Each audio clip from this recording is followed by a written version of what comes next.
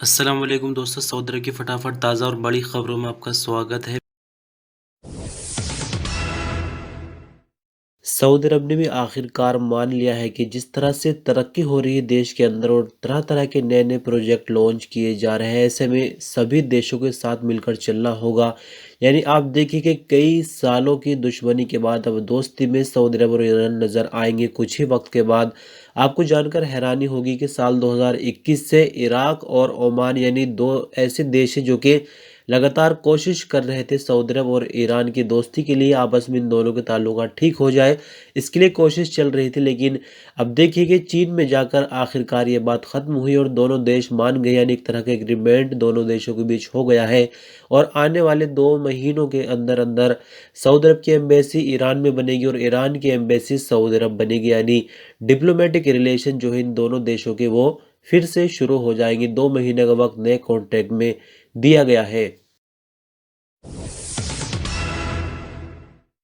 Saudi अरब में national day यानी कि योमल वतनी, उसके बाद लॉन्च होता है योम तासीस यानी कि फाउंडेशन डे। लेकिन अब जैसे कि दुनिया बदल रही है और जो आप फ़ोन में एप्लीकेशंस यूज़ करते हैं उनमें भी कुछ ना कुछ बदलाव देखने को मिलता है, तो जाहिर सी बात है कि सऊदी अरब भी बदल रहा है और यहाँ पर एक नई चीज़ लॉन्च कर दी गई है, सऊदी फ्लैग डे, जो कि 11 मार्च को हर साल मनाया जाएगा। इस दिन कुछ खास तो नहीं होना है, बस सऊदी जो झंडा है, जो परचम है, उसको अपने घर पर लगाइए, अपनी कार पर लगाइए, दुकान पर लगाइए या फिर ऑफिस पर लगाइए, यानी झंडा कहीं ना कहीं दिखना चाहिए।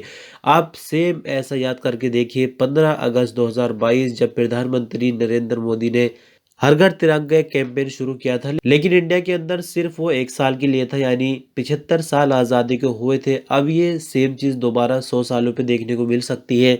लेकिन यहाँ देखिए सऊदी अरब बिल्कुल ही एडवांस निकला और अपने झंडे की ताकत दिखाने के लिए, पावर दिखाने के लिए एक दिन फिक्स कर दिया है पूरी तरह से, यानी साल में हर 11 मार्च को फ्लैग डे मनाया जाएगा। अब सऊदी अरब में टोटली 3 दिन हो चुके हैं साल में मनाने के लिए, नेशनल डे, फाउंडेशन डे और फ्लैग डे। सऊदी अरब के जवाजात से ट्विटर पर एक सवाल किया गया जिसमें पूछा गया है कि साई खास के नए वीजे पर यानी प्राइवेट ड्राइवर के नए वीजे पर एक शख्स सऊदी अरब पहुंचा, लेकिन सऊदी अरब पहुंचते पहुंचते यानी जब वीजा जारी हुई थी तो फिर कफील ने जारी की थी, लेकिन जैसे बंदा पहुंचा उस बीच कफील का इंतकाल हो गया। अब ऐसे में क्या करना होगा जिससे तनाजुल लेने में आसानी, क्योंकि कफील अब जिंदा नहीं रहा, तो ऐसे में उस वर्कर के लिए मुश्किल है, क्योंकि कफील ने अपनी ज़रूरत के लिए इसको सऊदी अरब में बुलाया था। तो इस पर जवाजात का कहना है कि कफील के परिवार में जो भी बंदा अब जिम्मेदारी आगे की लेना चाहे, पारिवारिक यानी आमतौर पर बड़े बेटे को जिम्मेदारी मिलती है, तो जवाजात से लिखित में जो जिम्मेदारी लेना चाहे फिर वो ही उसका कफील माना जाएगा और उसके बाद इकामा बनाया जाएगा। इकामा अगर नहीं बना तो ऐसे में नॉर्मली जो ट्रांसफ़र होता है वो मुश्किल होता है, इसलिए पहले इकामा बनवाया जाएगा जो बंदा जिम्मेदार बनता है कफील की जगह पर, उसके बाद ही नकल कफाला यानी कि स्पॉन्सरशिप का ट्रांसफ़र कराया जा सकता है।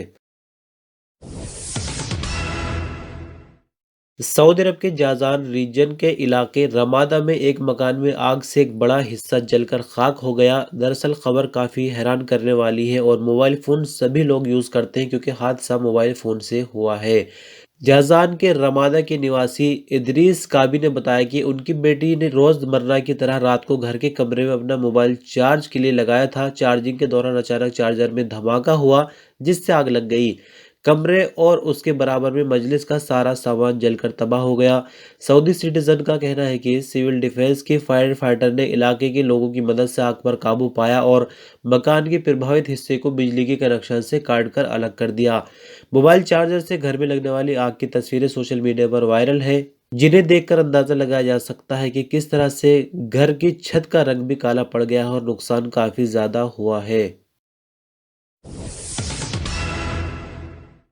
सऊदी अरब में मौसम विभाग का कहना है कि जुमे के दिन मक्का मुकर्रमा में टेम्परेचर सबसे ज़्यादा रिकॉर्ड किया गया है, जो कि 33 डिग्री तक पहुंच गया था।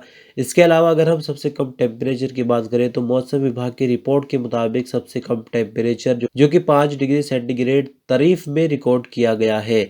मौसम विभाग की रिपोर्ट में आगे कहा गया कि वादी दवासिर शरवरा 33 डिग्री, नजरान व बीशा में 32, जद्दा, जाजान, यम्बू और अलहसा में 31, कनफदा वाल खर्ज में टेम्परेचर 30 डिग्री तक रहा। सऊदी अरब के ऊपरी पहाड़ी इलाके जिनमें हाइल अलकरियात शामिल है वहां पर टेम्परेचर 6 डिग्री, जबकि तबुक व अरर में 7, सकाका में 8, रफा 10, अलबाहा, बुरैदा, अबहा और अल्लाह में टेम्परेचर 12 डिग्री सेंटीग्रेड तक रिकॉर्ड किया गया है। तो दोस्तों कुछ ज़रूरी खबरें सऊदी अरब की। शुक्रिया, अल्लाह हाफ़िज़।